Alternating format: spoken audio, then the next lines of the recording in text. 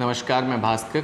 आज आपके साथ एक इम्पॉर्टेंट टॉपिक पे बात करना चाह रहा हूँ, कैंपेन ऑडिट। जब भी आप इलेक्शन लड़ते हो, चाहे वो किसी भी लेवल का इलेक्शन हो, चाहे वो एक छोटा सा RWA का इलेक्शन हो या फिर एक MP MLA का इलेक्शन हो या ग्राम पंचायत का इलेक्शन हो या फिर लेट से अपने आप नगर पार्षद का चुनाव लड़ रहे हो या बार काउंसलर का इलेक्शन लड़ रहे हो, CA का इलेक्शन लड़ रहे हो, कोई भी इलेक्शन लड़ रहे हो, तो जब भी आप कोई भी कैंपेन करते हो और उसका कुछ भी रिज़ल्ट आया हो लास्ट में, उसके बाद एक सबसे इम्पॉर्टेंट एक्टिविटी होती है कि election campaign audit. Generally most of the people, ज़्यादातर जो चुनाव लड़ने वाले कैंडिडेट्स होते हैं वो अपने इलेक्शन का ऑडिट नहीं करते हैं आफ्टर रिज़ल्ट, बट वो एक बहुत ज़रूरी एक्टिविटी है। क्योंकि आप ऐसे समझो इस चीज़ को कि जैसे क्यों ज़रूरी है, मैं आपको बताता हूँ। आपने इलेक्शन में पैसे खर्च किए, एक सब्सटैंशियल अमाउंट ऑफ रुपए आपके इलेक्शन में खर्च हुए। अब उसके जो भी नतीजे आए हों, चाहे आप जीते हों, आप हारे हों, फर्स्ट आए हों, सेकंड आए हों, थर्ड आए हों, जो भी आप आए हों, उसमें क्या क्या गलतियाँ आपने की और कहाँ कहाँ आपका इलेक्शन इम्प्रूव हो सकता था, इस चीज़ का पता इलेक्शन के बाद उसकी की हुई एनालिसिस से ही पता चलता है। और उसकी एनालिसिस और उसको हम ऑडिट बोलते हैं।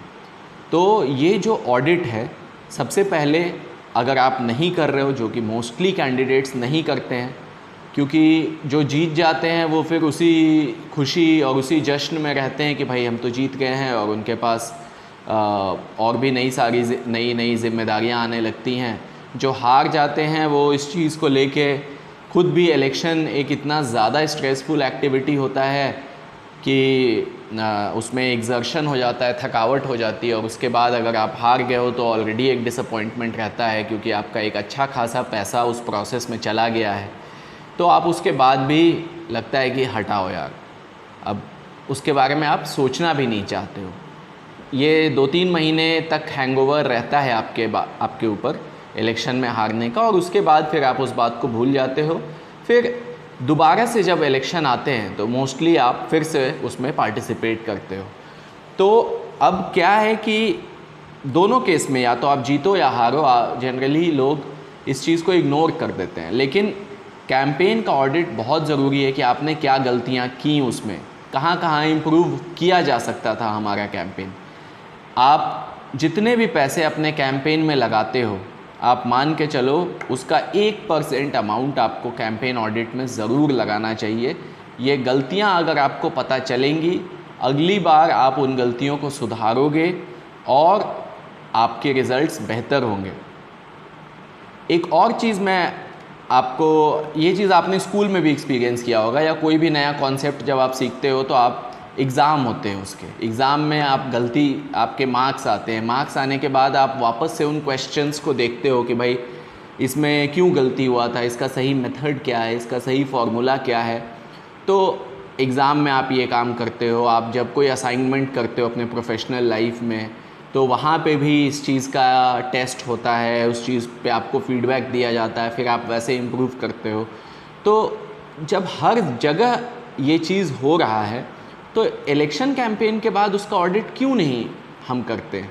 क्यों हम उसको एक सही तरीके से, हम एक हवाई वे में बात कर लेते हैं कि भाई ये गलती हुआ, इसने सही से काम नहीं किया, उसने सही से काम, लेकिन ये मेथोडिकली हम क्यों नहीं करते? हम उस चीज़ के लिए, उस चीज़ को बजट करके उसमें पैसे क्यों नहीं लगाते हैं?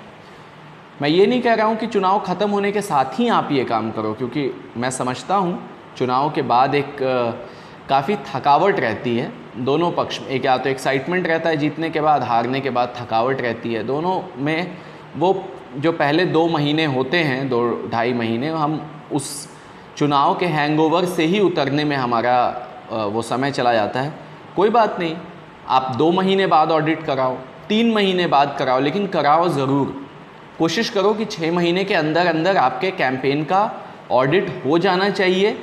और एक और चीज़ कि ये ऑडिट प्रेफरेबली थर्ड पार्टी करे, आप खुद मत करो। क्योंकि जब आप खुद से कोई काम करते हो, जहां आप खुद ही एक पार्टिसिपेंट भी रहे हो तो वो बायसनेस आ जाता है।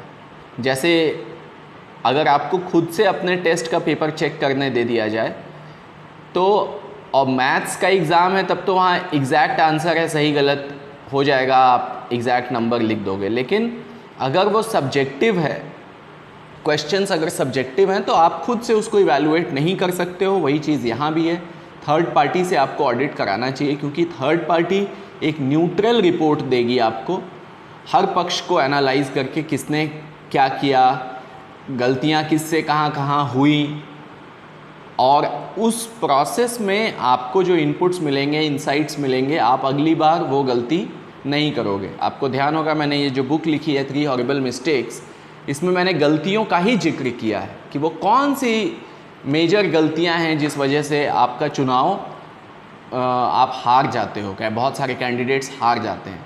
आप सोचो ना, अगर आप इस चुनाव से अगले चुनाव में एक गलती कम कर दो, 2 गलती का, आपको पता हो कि भाई पिछली बार मैंने ये गलती किया था और इस बार मैं वो नहीं करूँगा, तो आपका रिज़ल्ट बहुत बेहतर होगा, इंटरनल फेलियर से बचोगे। हो सकता है आप अगला इलेक्शन डेफिनेटली जीतने के चांसेस बहुत बढ़ जाएंगे आपके। और अगर ये नहीं करते हो तो अगली बार फिर से जब आप उस प्रोसेस में रहते हो तो उस समय करना संभव नहीं है, आप नहीं कर पाओगे, कोई नहीं कर पाता है, कभी नहीं कर पाओगे। इलेक्शन के पीरियड में अपनी पुरानी चीज़ों को सही करना, गलतियों को सही करना, तो डेफिनेटली अगर आप बेहतर रिज़ल्ट चाहते हो अपने अगले इलेक्शन में, तो मैं तो कहूँगा कि आपको ऑडिट, अगर आपने पहले चुनाव लड़ा हुआ है तो इससे ज़रूरी चीज़ और कुछ हो ही नहीं सकती है, ज़रूर कराओ। और एक थर्ड पार्टी से आपको कराना चाहिए ऑडिट, सो दैट कि उसमें कोई बायसनेस नहीं आए।